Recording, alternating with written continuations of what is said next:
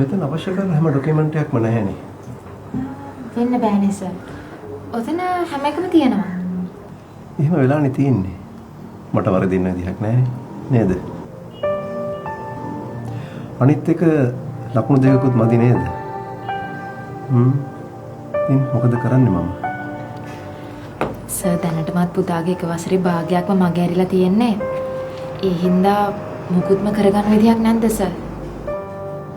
එක විදිහක් නම් තියෙනවා.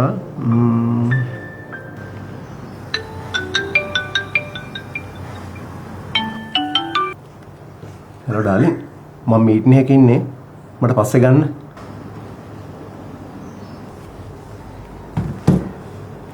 පියනෝනේ ගෙදර ගෑණිකින් කිසි සැනසෙල්ලක් නැහැ. කිසිම සතුටක් නැහැ. ඔහේ ඉන්නවට ඉන්නවා.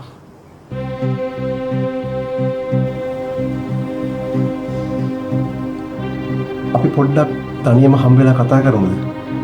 ඔෆිස් එකේ මේවා කතා කරන්නත් බැහැනේ නේද? එයා කැමතිද?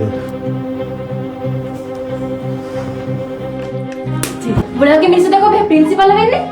මේ මදිවට ගෑණිකේ අඩුපාඩු කීකේ අනිත් යන එක බුදියන්නත් හදනවා. ෂී.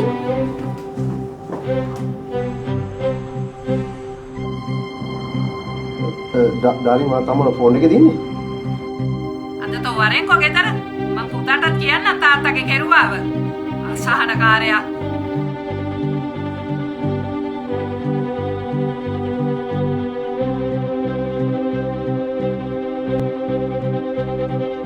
ලිංගික අල්ලසට එරෙහිවීම ඔබට තියෙන අයිතියක්.